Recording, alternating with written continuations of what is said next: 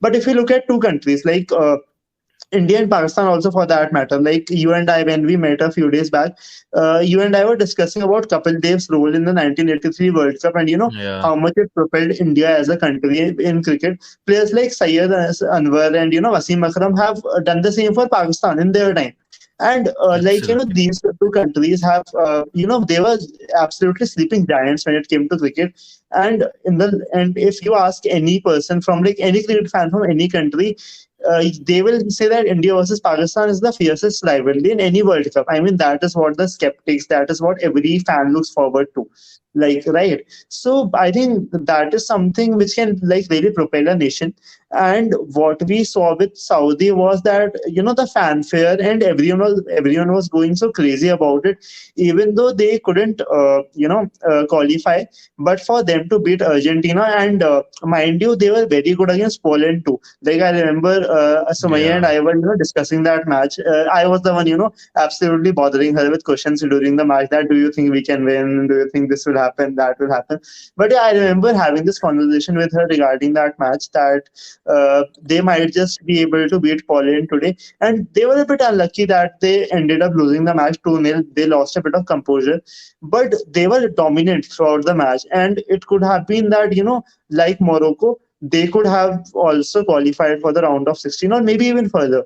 And again, like talking about Saudi, there's another nation which again Sumaya supports is Morocco, a yeah, nation which really, really, stood above its weight, I should say. Like with all due respect to the national team, players like Sufyan Amrabat, his brother, also the other Amrabat, I don't remember his name exactly. Also players like Unahi, El Nesri, players we already know like Hakim Ziyech. Players like that who actually contributed, and you could see how they played as a cohesive whole to be able to absolutely make the other teams look so listless. Like you saw against yeah, in the Morocco versus Spain match, Spain were just passing the ball, but that is exactly what they were doing, nothing else.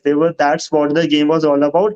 And it was like watching paint dry, man. Like watching Spain, they were just passing the ball but not being able to get past the Morocco defense. And yeah, it kind of shows that how much it means to the people when they qualified for the semi-finals, for a team to actually be able to do so well and come out of, like, with all due respect, nowhere to actually do so well at the international stage. It speaks volumes, and I think it will inspire a generation for not only in the next 5-10 years, but it will have its snowball effect well beyond that. I, Sumaya, the only thing that I would ask for now that you say that about Saudi Arabia as well, one of the stories of this World Cup, as Anukarsh put out, was Morocco reaching the semis. So at one point, it almost felt like the neutral fans were rooting for the Moroccans to take out the defending champions, France, just because of the potential impact it could have for global football. So, what do you think of the overall amazing, impressive showing of the Moroccan national team in their recently concluded World Cup? Okay. Firstly, I would say that I agree with everything you guys just mentioned.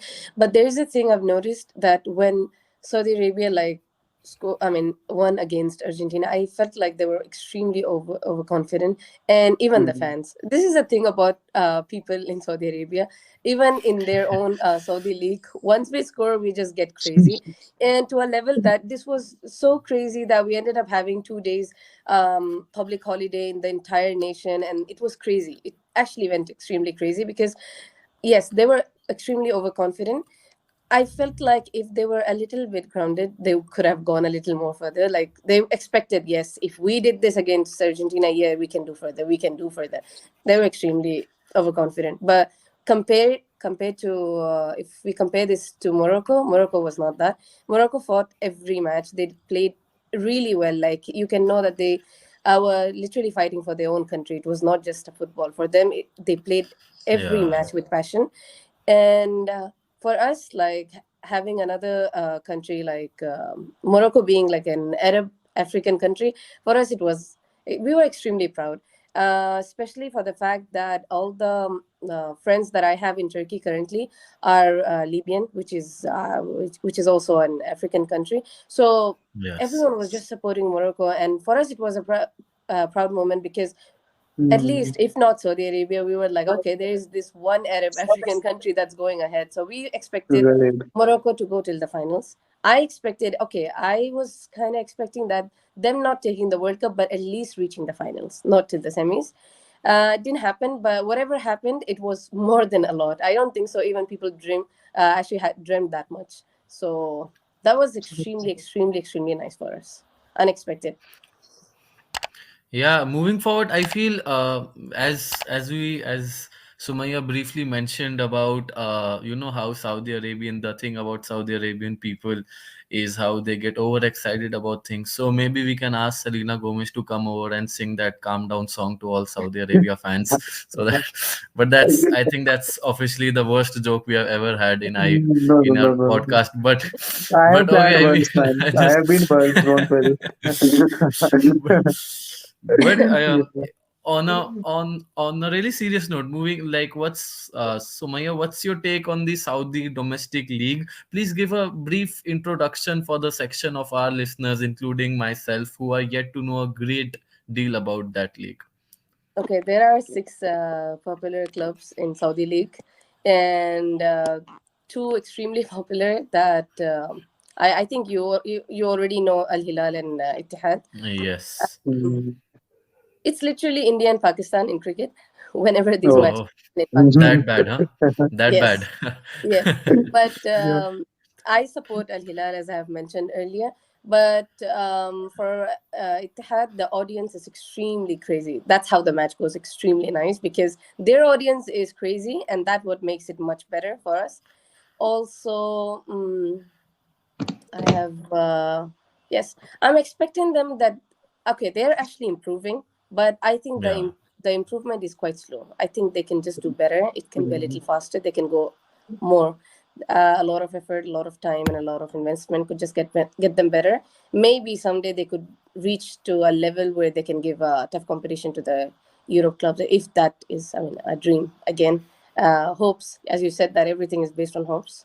So that would be nice. I'm literally hoping that within the next, I don't know, 4 years, I want to see Saudi Arabia and teams from like teams like Morocco or Saudi Arabia reach at least to the round of 16.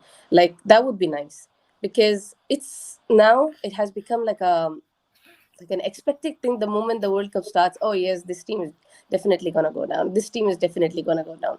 So we want to see different teams taking the World Cup. Yeah. This time it was also, I mean, this is a different topic, but yes, France taking the World Cup for me, yes, I do know that it's a strong team. They played really well, but then I didn't want them to take once again after 2002. Yeah.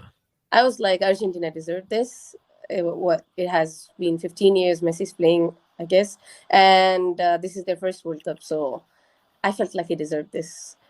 And the fact that no, but when the second goal happened, before the, I think in the last 2 minutes or something, that's when I said to myself, I was like, yes, we're gonna watch Messi crying all over again. I did Yeah. expect that we're gonna see Messi crying again. And I was watching this match around a lot of Argentinian fans. So it was crazy. I'm not a huge fan as them. I saw literally people having heartbreaks. People are crying. People are in tears. It was crazy. So deep down, I was like, no, man, Messi deserves this. Messi really deserves this. It's his last Abs- World Cup. Absolutely, Right. man. And I will go forward and tell Sumaya you were definitely not on a different topic because this was one of the things that we wanted to discuss in this podcast. So even Anukarsh sir, I'll ask you because the last time in the last week's podcast that we have Manas Singh when we were discussing about Messi, when we were discussing about this World Cup, so your internet connection had planned on a very Yeah. he had planned Sure. on a decision to just take you far from us. A So sabbatical, man. A sabbatical. yes, a sabbatical, exactly. So you just tell us how do you feel about Messi winning the World Cup? And for me, I felt, and even Manas resonated with my emotions, even though he was the first one to put it up. But uh, I felt it was the best time for Messi to say bye bye football. I have everything that I had achieved. There's nothing more left for me to win. But I mean, it's great. Messi, world football is blessed to see him play even more. But don't you think it would have been the best swan song, the last act for a successful career, where he just wins the only thing that he was left to win and says, that's what I want to do.